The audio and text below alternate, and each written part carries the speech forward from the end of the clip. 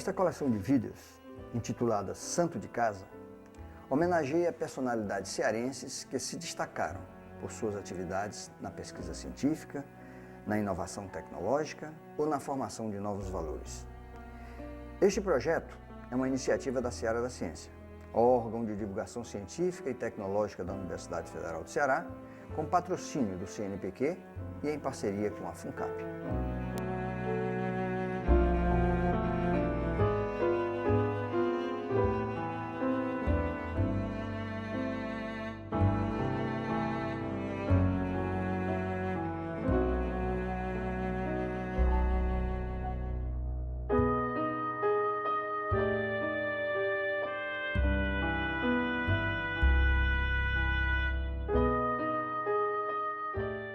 Rodolfo Teófilo nasceu em Salvador em 1853 e veio com poucos dias de vida para o Ceará. Sempre se declarou cearense por opção.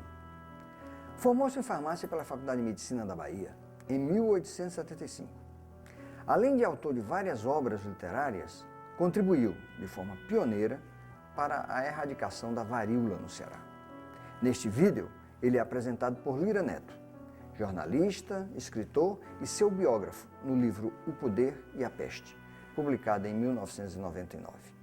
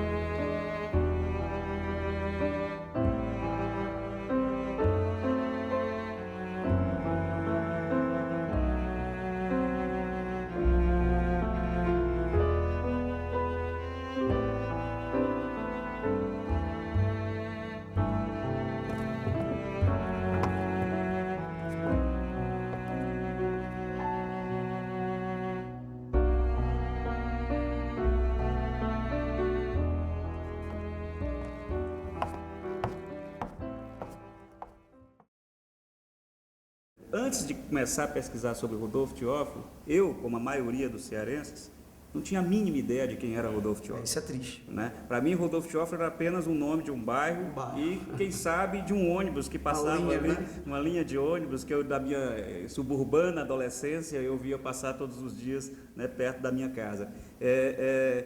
E o meu encontro com Rodolfo Teófilo, dentro desse aspecto da questão da memória, para mim foi bem interessante e bem pitoresco até, né? Aconteceu dentro da redação do jornal que eu trabalhava, o jornal O Povo, né? Um dia um repórter, eu conto isso na abertura do meu livro, um dia um repórter de cidades, né, chega da rua para onde foi fazer matérias, reportagens, ele foi cobrir o sanear, né?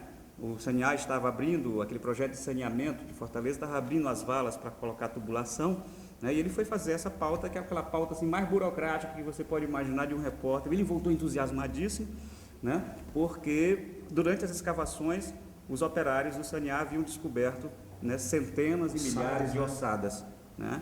E aí ele chegou na redação e essa é a manchete do dia, acho que foi a charge do dia, mas era um grande mistério, porque ninguém na redação e nem os historiadores que nós consultamos à época tinham uma resposta categórica, né, sobre o que eram aquelas ossadas, né? Inclusive chegaram a especular até que fosse um cemitério clandestino da época da ditadura, né? Mas só que eram tantas ossadas e as cenas, as fotos que nós víamos quando que o fotógrafo trouxe para a redação, nos lembrava e nos remetiu imediatamente àquelas cenas dos judeus enterrados em valas comuns na época do nazismo, né, na Europa.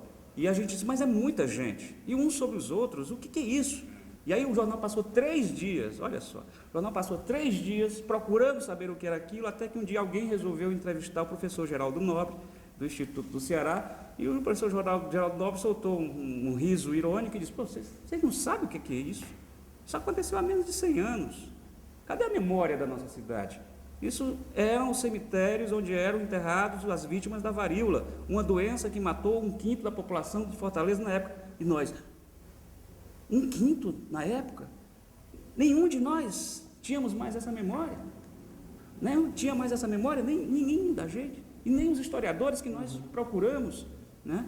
Isso é um absurdo numa cidade, né, como a nossa, que viveu aquele trauma que foi as grandes epidemias de varíola, as cenas que o próprio Rodolfo deixou descritas nos livros cenas surreais, né? Surreais, né? De pessoas morrendo pelas ruas, pessoas sendo devoradas, né, por animais, porque não tinha mais ninguém que sepultasse. Como não lembrar do Dia dos Mil Mortos? Dia dos Mil Mortos. Alguém poderia imaginar hoje no IML uma epidemia da dentada de 1000 cadáveres, já seria uma comoção nos programas policiais. Imagina 100 anos atrás, isso não ficou? Atrás, com a proporção da população muito bem menor. E de uma doença muito terrível, muito feia, a varíola abre pústulas, né, no corpo das pessoas, as pessoas praticamente apodrecem em vida, né? Então é impressionante como isso foi simplesmente apagado da nossa memória.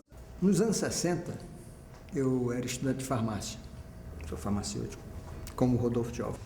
E eu me lembro que a gente foi aos jornais, fizemos uma grande auê, né, pedindo para as autoridades, não sei se era IFAM na época, acho que não era, que desocupasse a casa do Rodolfo Teófilo, que na época era um depósito de cachaça. Não sei qual era a marca, mas era um depósito de cachaça. E estava começando a ser degradado, quer dizer, ela estava derrubando parede e tal, mas a casa, a parte frontal dela estava ainda muito bem preservada, e você bem sabe, e falou sobre isso no seu livro, né? Acabou sendo derrubada, né? Quer dizer, isso faz parte da nossa tradição cearense de acabar com o passado, né? E o Rodolfo Teófilo não escapou dessa daí, né? Mas já naquela época dos anos 60, né? Foi em 67, 68 mais ou menos, que a gente levantou essa bola, mas também não pegou, né? A derrubada da casa do Rodolfo Teófilo é só mais uma das violências, né, que se cometem diariamente nessa cidade, no Brasil de uma forma geral, mas em Fortaleza isso é muito visível, né, de desrespeito, né, à memória, de atentados contra a história, né, uma casa em que funcionou o vacinogênio, que serviu de sede para algumas das reuniões da padaria espiritual, o movimento literário do qual o Rodolfo foi padeiro-mor, né, ou seja, presidente da padaria, uma coisa importantíssima para a história da literatura brasileira, não só cearense, né? Então esse personagem, né, fundamental, aquele prédio, né, fundamental para a nossa memória, foi derrubado de forma absolutamente absurda, violenta e impune, né? No meu livro eu fiz questão de, ao final dele, colocar uma foto em que mostra justamente os fragmentos, né, da placa, a placa oval, que ficava, né, na entrada da casa do Rodolfo, com o nome Rodolfo Teófilo. E eu conto no livro uma história que para mim é muito simbólica, né, eu não gosto da palavra, mas é muito emblemática, né, do que nós somos, né? Ou seja, quando começaram a demolir a casa do Rodolfo, os jornalistas, os intelectuais que estavam ali tentando impedir aquela ação, né, pediram à dona da casa da época que preservasse pelo menos aquela placa, né? Vamos tirar essa placa pelo menos, já que o resto da casa vai cair, vamos tirar essa placa que tem o nome dele. E aí ela ordenou a um dos pedreiros que estavam lá, um dos homens que estavam fazendo a demolição, que ele começasse a demolição justamente pela placa, né? E aí a placa cai no chão, se parte em duas, e depois ela é triturada, né, a golpes de picareta, né? Então isso, para mim, é absolutamente o retrato da forma como nós tratamos a memória, né, no Brasil, no estado do Ceará e em Fortaleza. Eu tive a oportunidade de passear nesses últimos dias pela cidade e vejo que isso, né, tem cada vez menos marcos na nossa cidade, né? E os marcos que permanecem estão absolutamente descaracterizados, né? Então isso é uma coisa que me deixa bastante preocupado e bastante quase deprimido, né, em perceber isso. Me parece, Lírio, que tanto a população como as elites, elas não têm esse apego à memória, a esses marcos que dariam identidade para aquela cidade, né? Poucos pontos conseguem arraigar isso, né? Alguns pontos no centro sobrevivem, como a Praça do Ferreira, a própria Praça dos Leões, alguns pontos, mas tirando isso, há uma febre pelo novo por parte das elites, né? Dentro de um espírito de consumismo que está realmente apagando todos os rastros possíveis de um passado capaz de articular uma identidade coletiva de um povo, de uma cidade. Isso é terrível. Agora, professor, agora eu acho que isso é um negócio tão complicado e tão sério que uma vez eu me lembrei agora de uma historinha que aconteceu comigo que se encaixa perfeitamente no que nós estamos falando. Na época que eu era editor das edições Demócrito Rocha, eu tive a felicidade de participar da edição de um livro de um grande amigo, né, um grande pesquisador que chama Firmino Holanda. Né, e o Firmino escreveu um livro belíssimo, né, sobre a passagem de Orson Welles no Ceará. Né. Então, esse livro, no dia do lançamento dele e tal, um outro grande amigo chegou para mim, olhou o livro e disse: poxa, que livro bonito, nem parece que foi feito no Ceará. Né? Então, aquilo ali, aquela frase, para mim, ela é mais um dos símbolos, né, da forma como nós estamos acostumados a nos autodepreciarmos. Até o nosso próprio humor, né, que é uma das marcas da chamada cearensidade, seja lá o que venha a ser isso, mas uma das marcas da nossa cearensidade é o humor. E o nosso próprio humor é autodepreciativo. Né? Nós rimos da nossa própria desgraça. Né? Não no sentido de que rir dela nos torna imune a ela ou maior do que elas. Não, é um humor que brinca com os nossos defeitos. Né? Isso pode parecer, às vezes, sábio, né? Mas, no mais das vezes, é exatamente uma coisa que nos coloca para baixo. Né? Então, até às vezes... Naturaliza, né? Naturaliza. Até às vezes, até a nossa decantada hospitalidade, né? Tão decantada hospitalidade do povo cearense, se volta contra nós mesmos, da forma como nós recebemos, né, o que vem de fora, simplesmente de braços abertos, sem nenhum espírito crítico.